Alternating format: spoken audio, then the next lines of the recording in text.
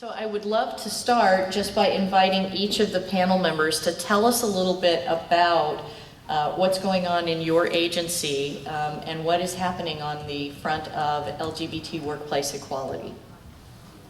Whoever'd like to start. Phil wants me to start. Well, at the Office of Personnel Management, obviously, since we're the chief human resource agency for the federal government, we've been very involved over the last couple of years in extending benefits to LGBT employees and their families. And so I'll just give you a little bit of an overview. There's a lot, and I'm just going to touch on a few things. First, a couple of months after the president came into office, actually in June, 4 or 5 months, he directed that OPM and the State Department extend several identified employment benefits to cover the same-sex domestic partners of federal employees.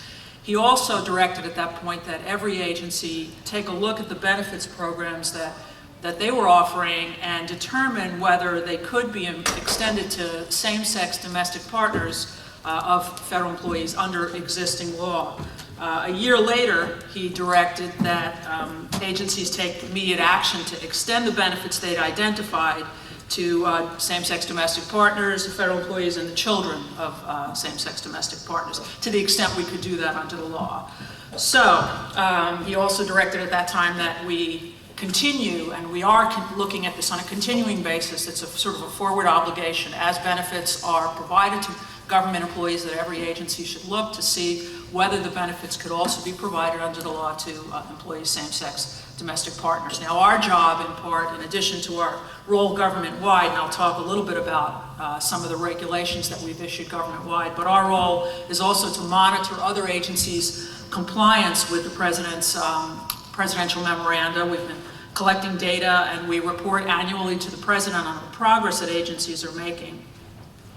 The primary focus of the June 2010 memo was on the benefits that affect the federal workforce government-wide, and we've just about fully implemented that part of the memorandum. So OPM, the State Department, and the General Services Administration have all completed major regulatory and policy initiatives to extend key federal workplace benefits to LGBT families. In fact, final rules, I think, have been promulgated on all of the specific reforms that the president originally identified. So as a result, federal employees can now take leave to care for their sick domestic partners. They can obtain long-term health care insurance for their domestic partners. They can be reimbursed for relocation expenses incurred when required by their job to move. If they meet income standards, they can obtain child care subsidies to assist in obtaining care for the children of same-sex domestic partners. And for those who are stationed overseas, they can include their same-sex domestic partner as a family member for purposes of a whole bunch of benefits that are available under the State Department's Foreign Affairs Manual and standardized regulations. We just recently identified an additional benefit that was not referenced in the June 2010 memo, and we're looking at these things all the time, looking at our regulations to see what we can do under the law. And we've proposed a change to our federal employee health benefits program that will allow LGBT federal employees to obtain health insurance coverage for the children of their same-sex domestic partners, even if they have not legally adopted them. The health insurance regulation is really the last one that we've identified as needing reform, although we're continuing to look. So we proposed that regulation last spring. We've received the comments. We're looking at the comments. We're hoping to finalize the regulation in the next couple of months. There's been a lot of progress made by the Department of Defense. Some may be surprised that it's the Department of Defense, but the Department of Defense has extended a lot of benefits to same-sex domestic partners of federal employees.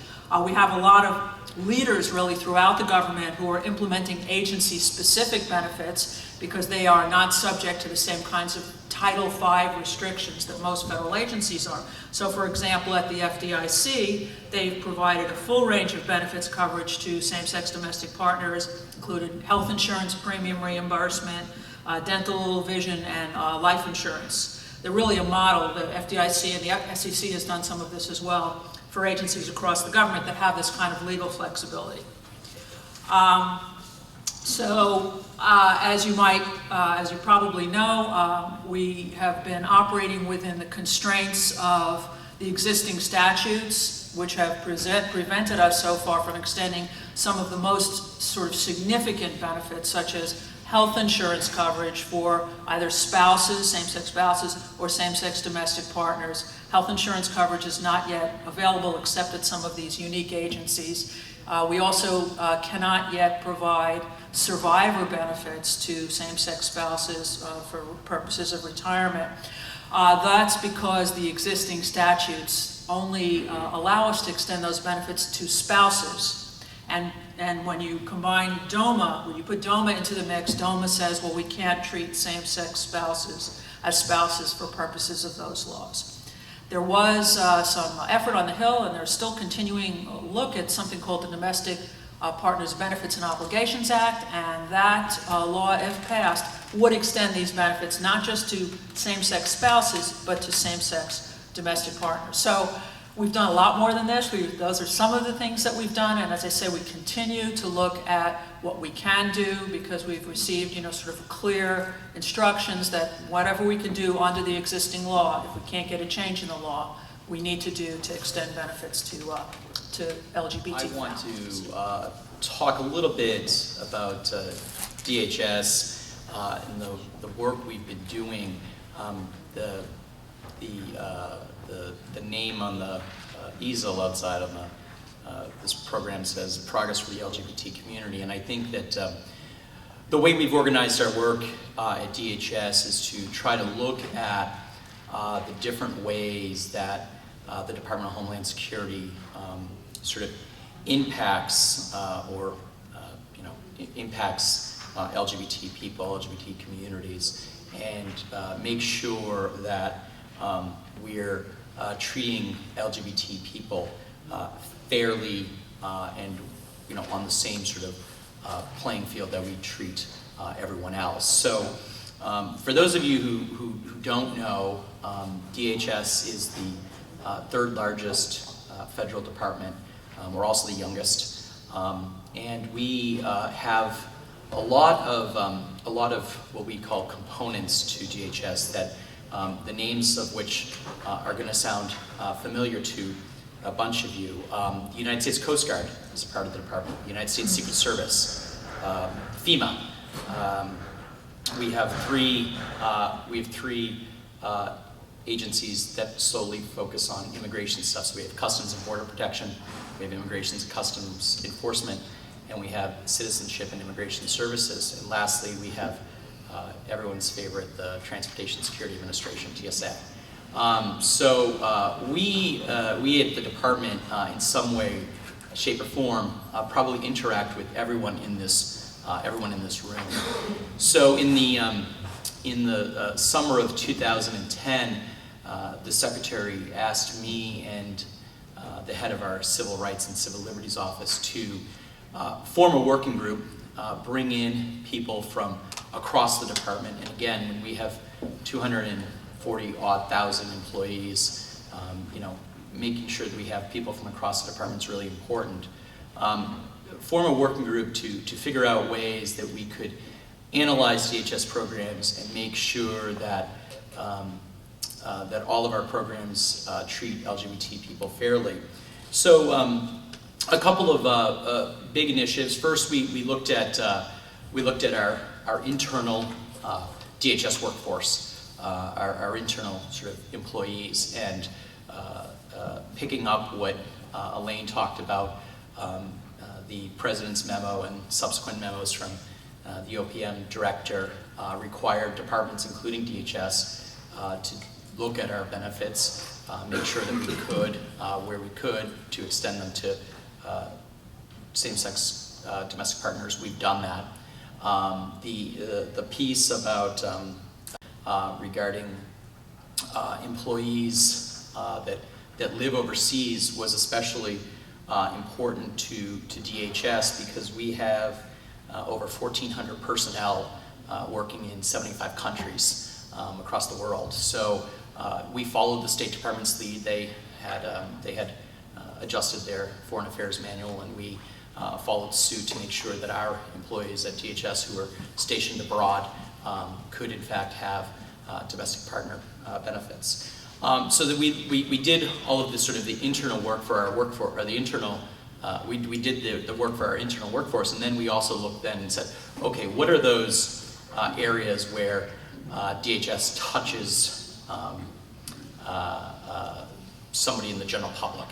And we recognized that a lot of our work was going to be in the immigration context, right, where you might have a U.S. citizen spouse and their, or a U.S. citizen and their partner is a immigrant. And what could we do to make sure that in the immigration context that we were recognizing LGBT families and recognizing same-sex couples. So one of the biggest things that we've done is, and then this really does impact a whole lot of families, is we've said that if we have an individual that is in deportation proceedings, removal proceedings, where traditionally the government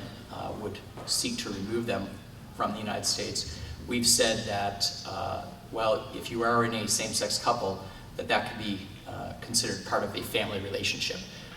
So Immigrations and Customs Enforcement now has to take that into account before they remove them from the country. And that's something we had never done before. Most of you, or many of you, might have traveled internationally.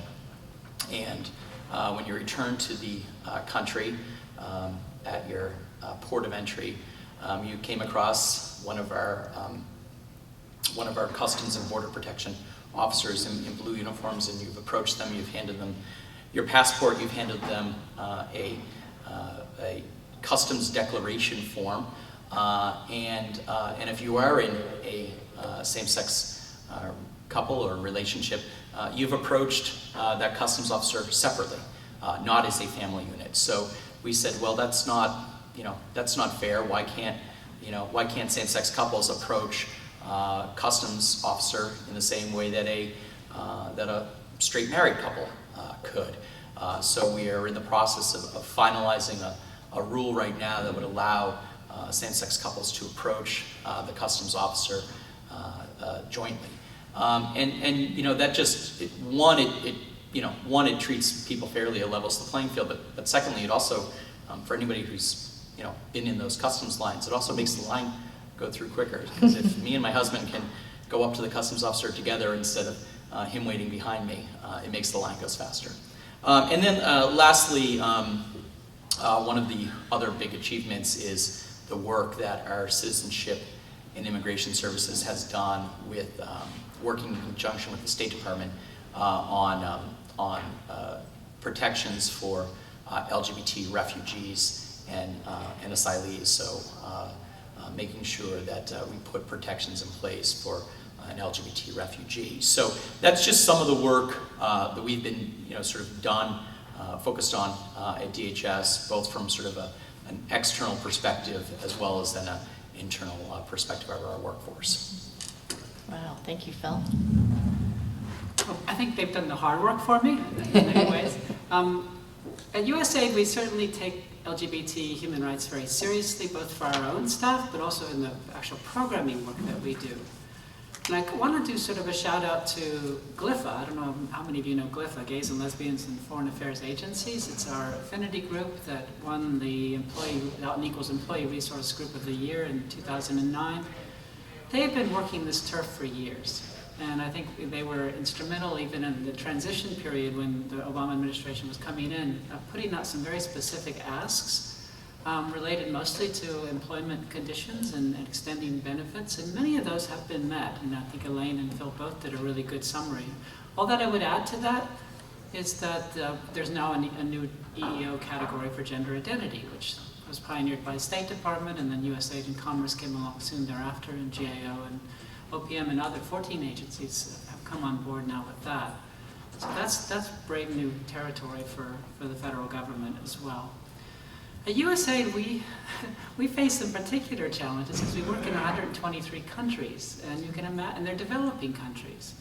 So the laws are in many cases really difficult. In 76 of those countries, LGBT status is criminalized. In 8 of them, it's punishable by death in certain instances.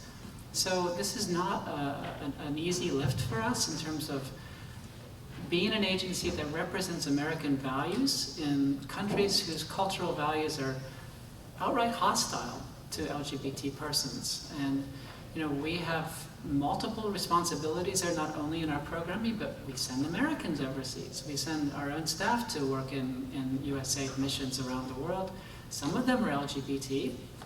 Many of our third country nationals, people who are from, we send USAID employees from countries that are not from the United States, but are not in the same country as the mission is. We call them third country nationals. Many of them were anyway particularly vulnerable as LGBT persons. So, and of course many of our employees are personal services contractors who were kind of left out as well. So we've made a real effort to expand benefits within certain limitations to third country nationals and their partners, to PSCs, personal services contractors and their partners, and really try to put a very unequivocal message through our embassies and our missions that this is something we're serious about.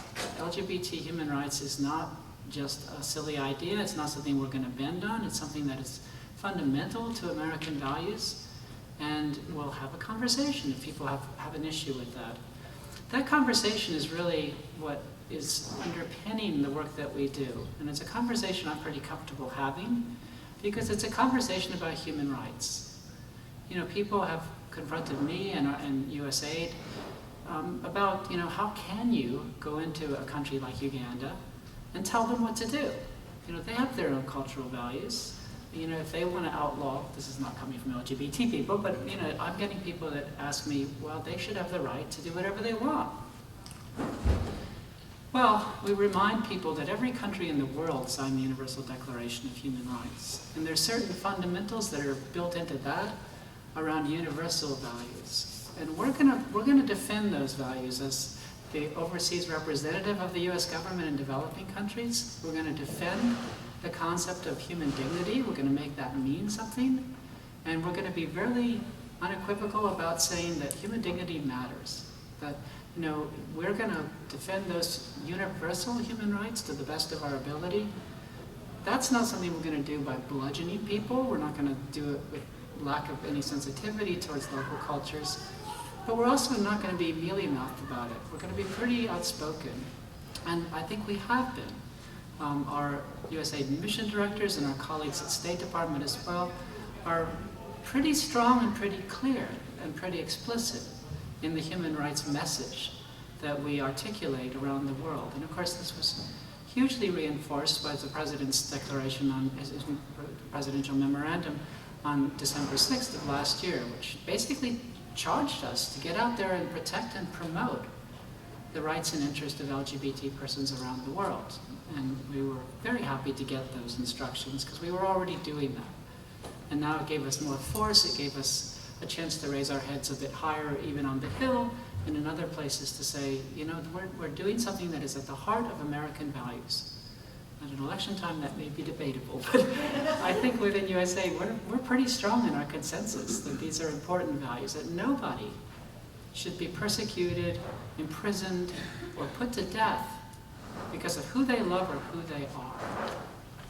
And that's a strong message for us to give to the world. And it's a message that we are giving every single day. And our missions are now very clearly instructed by me and others at USAID to pursue this particular path. We have a brand new LGBT human rights policy called Working for Equality that's about to come out. But in the interim, we have plenty of guidance that we've given to our missions about what it means.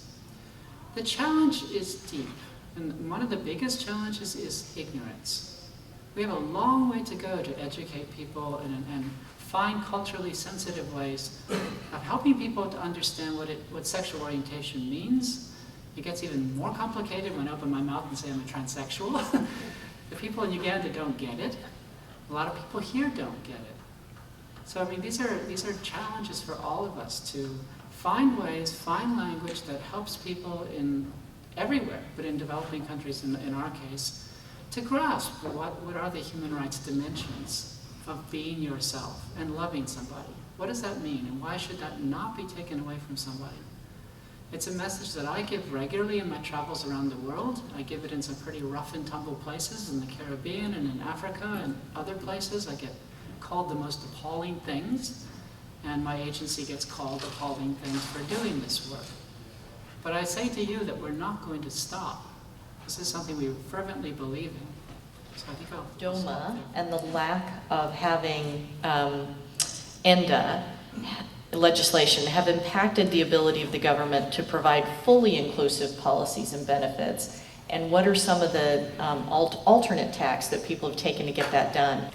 Well, DOMA has been obviously a big issue for us at the Office of Personnel Management because it's what stands in the way of us being able to provide equal benefits to people who are legally married under state law but happen to be of the same gender. So the way that we've addressed that, and by the way, even if DOMA goes away, you still can't get married in most states. So even if DOMA goes away, there's going to be a lot more to do, sort of along the lines of what we've already been doing, which is trying to look at existing law and trying to make changes in existing law and trying to use our power, our regulatory power, to treat LGBT families the same way we treat other families. So we have to, what we've done is a pretty systematic approach with respect to federal employment benefits of looking at all the statutes and all of the legal authorities that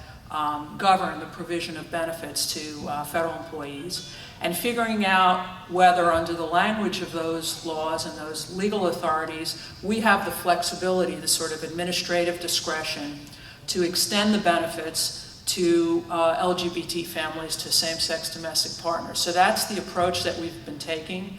And by doing that and by codifying the benefits in regulation to the extent that we can, we've really kind of made them law, because when something goes into the Code of Federal Regulations, it really has, lawyers would say, the force and effect of law. It's as good as a law.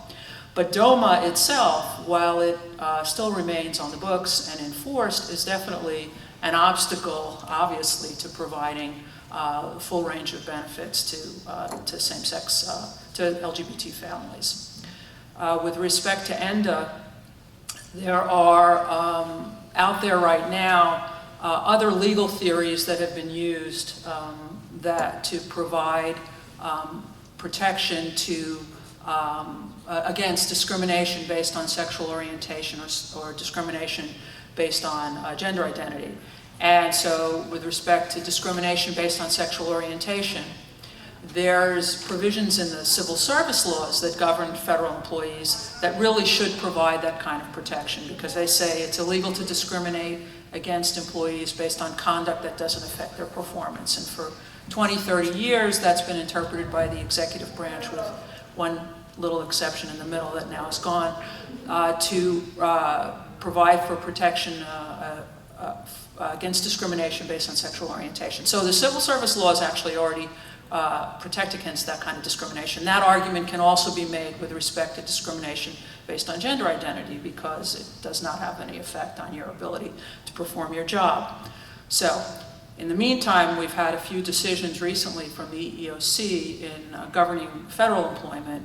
One decision that had recently held that discrimination based on gender identity it violates Title VII of the Civil Rights Act. Now that's an EEOC decision.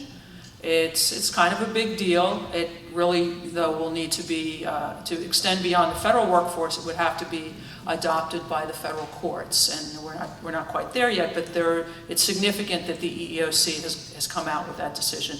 There's also a line of cases that seems to be developing in front of the EEOC, which suggests that even discrimination based on sexual orientation can also be treated like discrimination based on gender, and so would be remedied under the Civil Rights Act. Again, that has to be accepted by the courts. The idea, the theory is that sex stereotyping is a form of gender discrimination. So and this is very well established, if I if you work for me and I don't like that you're not feminine enough, or that you're not masculine enough, that has always been, or has for a long time been, a basis for saying that I'm discriminating against you based on your gender. And that can be taken a step further, and the EEOC has recently sort of started doing that. Well, it's a form of gender stereotyping to say that a man must marry a woman and a woman must marry a man. So to the extent that someone is discriminated against based on the fact that they have a romantic relationship with somebody of the same sex, it's based on gender stereotyping, therefore it violates Title VII. So these don't really eliminate the need for ENDA, but there's developments in the law right now that I think in the federal sector that are just starting, at the EEOC anyway, to suggest that these forms of discrimination may be prohibited under Title VII. Again, it might be a bit of a lift to get the courts to. I think DOMA is the one federal law that probably every one of us in this room could say that probably has to go off the books yesterday, tomorrow. But I think it's also important to sort of step back and remember sort of where we were just a few short years ago and where we are today. I mean, it was just in February of 2011 that the President and the Attorney General said that the administration would no longer defend DOMA in constitutional challenges where a couple was married under state law, a same-sex couple was married under state law. I mean, that's a pretty significant decision that the administration would no longer send Justice Department lawyers in there to argue that DOMA is constitutional. So at the same time, though, the law is still on the books, and the President and the Attorney General said departments and agencies must still enforce DOMA. And so Elaine mentioned some of the challenges that they faced at OPM with regard to benefits. We've also faced some DOMA-related challenges at DHS too, and again, namely in the immigration context, where you may have a couple, a same-sex couple with a U.S. citizen spouse and a immigrant individual married. Straight married couple, they could file the necessary paperwork to adjust status and basically apply for a green card, apply to become eventually on the path to U.S. citizenship. We have a case where we have a bunch of cases where DOMA is the sole reason that our adjudicators, our officers have to say no, because you have a couple and they're married under Massachusetts state law or New York state law. Again, U.S. citizen spouse, the other individual is an immigrant, and we have to, when we look at that application, we have to say no because of DOMA. That still has an impact. I mean, we've now denied someone an immigration benefit. Yes, DOMA has its challenges, and we've attempted to the extent we can to say that even if we have to make the denial based on DOMA, that doesn't necessarily mean we have to then enter that person into deportation or removal proceedings. They don't meet our priorities. They're not a criminal.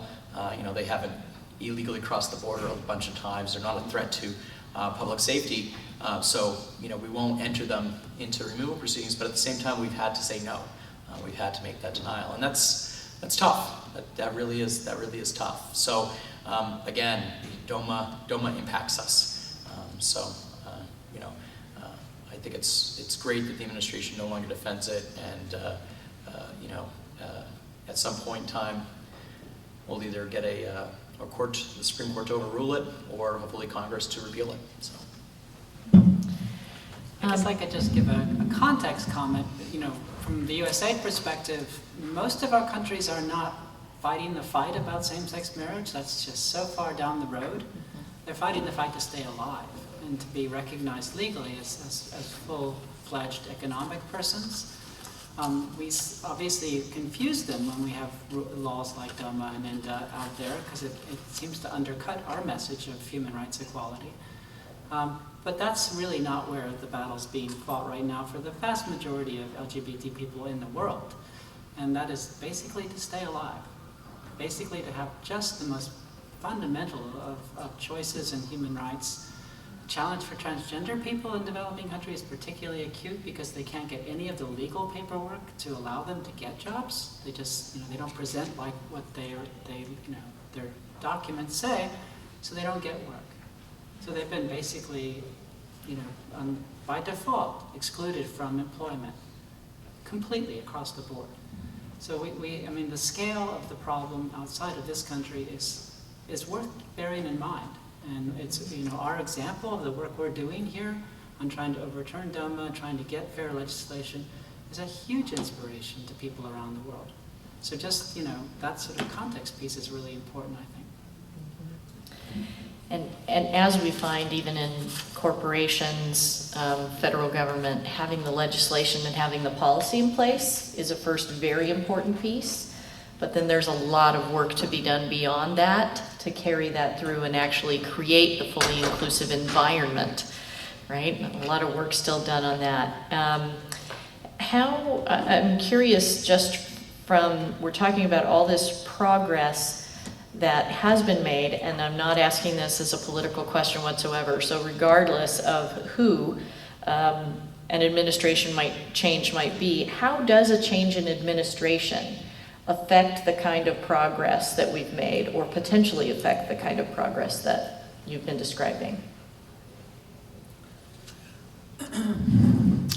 In general terms, I guess I can say that a new administration, or any time an administration changes, that administration now has authority to, if it wishes to look at regulations that have been issued in the past, and it can propose to change the regulations, and then there's a whole notice and comment process. Any administration can revoke an executive order or issue a new executive order. Any administration, theoretically decides what position the Justice Department will take in court and that sort of thing. So, but what will happen? Those are the authorities that exist, no matter what the administration is. Even an existing administration can change regulations and can decide to change the position it's taken in court, as the Obama administration did with the DOMA case. So, with respect to any kind of things that are accomplished by the executive branch, a change in administrations obviously could make a difference, but rules that have already been published and that have been put in the Code of Federal Regulations, there has to be a process put in place for taking them out. So it's not a simple thing. Right. Okay. Thank you.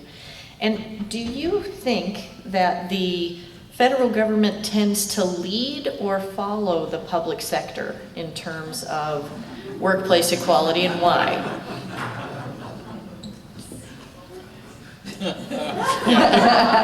Well, both. Sometimes we lead and sometimes we follow. One of the arguments that's been made for the Domestic Partners Benefits and Obligations Act is that our director, John Berry, went on the Hill and talked about, there's lots of studies out there that have been done by groups like the Williams Institute and HRC and others, that have shown that Fortune, I can't remember the exact statistic, but like Fortune 100 company, correcting my math up front. Anyway, it's a lot. It's a majority, and it's a high majority. Same thing with Fortune 500 companies. So what we always like to say is this is not really just about equality in some kind of touchy-feely kind of way, that it's good to be fair to people, which it is, but it's also about remaining competitive. So the federal government, in order to remain competitive with the private sector, particularly with the new generation of people, and you guys probably know this a lot better than I do, but with the new generation of workers, it's sort of to them, they look at the work site and they go, you don't provide these kind of benefits? What kind of old fogies are you? You know, let me go to Google, not go work for DHS and not take my brains to DHS, but it's, even if you're not gay or transgender, if you're just anybody. So to a certain extent, I think the argument we're making in the federal sector is that it's an important, these benefits are important. The private sector, comparable, we're the biggest employer in the country. The private sector, the large employers, have already provided the benefits. So, you know, we're following them a little bit, I guess. And in other respects, though, I think the federal government leads the private sector. So that's what they're, a non-answer, typical for a lawyer. No, I can't. I mean, there may be examples.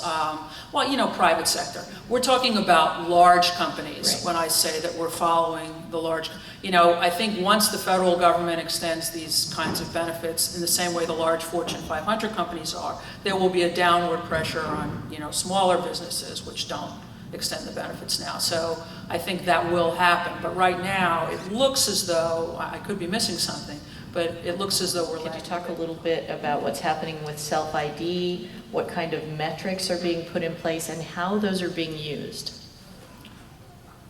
LGBT employees are on average no taller or no shorter than straight colleagues. Anyway, that wasn't what you were asking. Well, we do something every year called the Employee Viewpoint Survey, which anybody who's a government employee here would have filled one of those out. And for the first time in the most recent survey, we've asked questions, we've asked people to voluntarily self-identify if they are gay, or I think if they're transgender as well. I think we have asked, and so we're going to be, I can't get out ahead of this, we'll be announcing the results of that in November because we're still crunching the numbers a bit. And so, you know, it's the first time the question's been asked. It will be, I think, interesting to everyone to see how many people, I'm not saying anything, how many folks self-identified and how many didn't, and what the differences are, if any, between the way LGBT employees view different, so we'll know more about that in November. But this is the first time, I think, that we've done it. Great. I just, you know, thinking of your question about metrics and LGBT employees in the workplace, you know, this is certainly not a metric, but I think that when it comes to affinity groups, they matter. And Chloe, I think you mentioned the work that GLIFA at the State Department has been doing, and they are really, GLIFA is one of those groups that have been around for, you know, probably 2 decades at this point. Well, again, DHS being young, our affinity group, DHS Pride, just started 3 years ago. And I had the pleasure of going to the very first DHS Pride ceremony in June of 2010 June of 2010. And, you know, it was in a small conference room, probably about, 50 or so openly LGBT employees, and we were fortunate enough to have Director Berry come and be our keynote speaker in June of 2010, and sort of fast forward to 2 years later to June 2012, and when DHS Pride was putting on its Pride Month ceremony, and this time there was a lot more notice about it.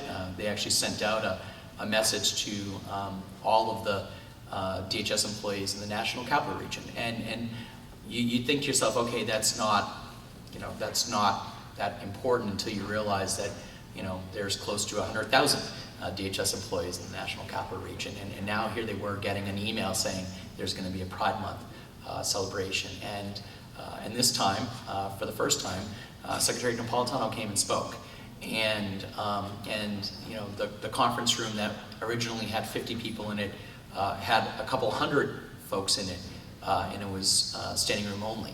And I think that, you know, while not a metric per se, that matters, because the folks that were, you know, going to leave, and the Pride Month ceremony was done around sort of the lunchtime hour. The folks that were going to leave their office and go and be away from their desk or their office for 90 minutes. They would tell their supervisor or their colleagues, their coworkers, hey, I'm going to the Pride Month celebration, and that matters, especially in an organization such as DHS that has a military background with the Coast Guard. We have a great law enforcement presence with our law enforcement agencies. So that visibility and that publicness that matters. So it's not a metric per se. I couldn't I don't go around and count my staff that are openly LGBT, but having those affinity groups, whether it's GLIFA at the State Department or Federal Globe, they matter. So I think I too would like to add something on metrics, and it's a little bit different, not surprising. Most of our work is in the health field. Congress has mandated that over 80% of our budget must be spent on health. We have no choice in that. I mean, it's a good thing to be spending money on, but I don't know if we'd actually have that percentage if we had some choice on that.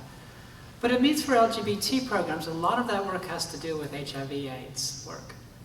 And to be effective in that space, data is critical. Getting really good information is really, really important. The incidence rates of transgender persons, of gay men, of men who have sex with men, these are separate groups with separate incidence rates, and they need separate interventions, really targeted interventions to be effective in dealing with this dreadful disease. Most of the federal agencies, including until recently USAID, have never asked the question about when we do our data work, and incidence rates, we've gotten sometimes as far as MSM. That's it. We've almost never disaggregated to identify the transgender women in that group. We've almost never disaggregated to understand who the gay men are in that group. Completely left out the lesbians and transgender men. They're just not there. So it's really hard for us to get our colleagues at the Center for Disease Controls and the PEPFAR people, President's Emergency Plan for AIDS Relief, to see the importance of this work. This is a dialogue that's really going on right now. The challenge, of course, is collecting data costs money. So getting other agencies, we've already committed to doing that ourselves, but getting our colleagues in these other agencies to all get to a consensus on this is we're not there yet. But it's critical that we really get the metrics right if we're going to be effective in the health arena, and particularly in HIV. Question or challenge somebody having an anti-LGBT discussion or telling a joke. So there's an extraordinarily powerful resource there. Can you comment a little bit about how allies are being engaged in the federal government? One of the most interesting things that's happened at USAID is our Deputy Administrator, Don Steinberg, who's a straight man. And he's become such an outspoken ally for LGBT human rights. There isn't a speech that goes by where he doesn't find some way to bring that in. And I think it's so important when you get particularly people in that position to bring this into the regular discourse. It normalizes the discussion. It makes it a legitimate subject for everybody to have a conversation about. It raises within the morale of the agency a clear sense that the leadership is behind equality, and it's been transformative for us. So I just can't say enough about having this very senior leadership make those kinds of statements consistently and then follow through.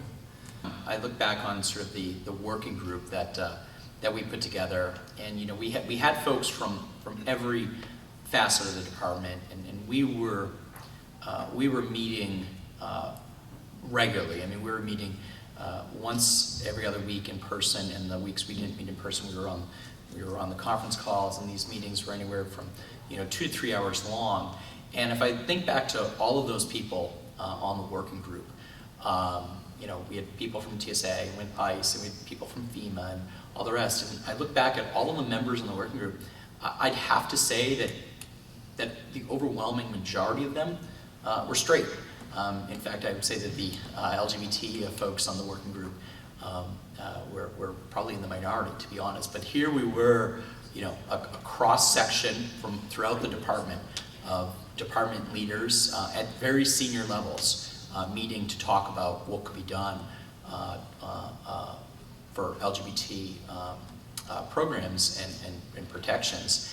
And as Chloe said, when that individual from TSA could go back and talk to other TSA folks as a straight ally, it mattered. It mattered. It wasn't simply just the TSA openly gay person going back to TSA leadership. It was a straight ally coming back and saying, hey, I've been on this working group. It's important to the Secretary. Here's stuff that, here are some initiatives that TSA should embark on. I think it really did matter. So I think that allies are important, and frankly, some of the work at DHS, I can truly say some of the work at DHS would not have gotten done if it weren't for straight allies who were as supportive and as committed as I was. So.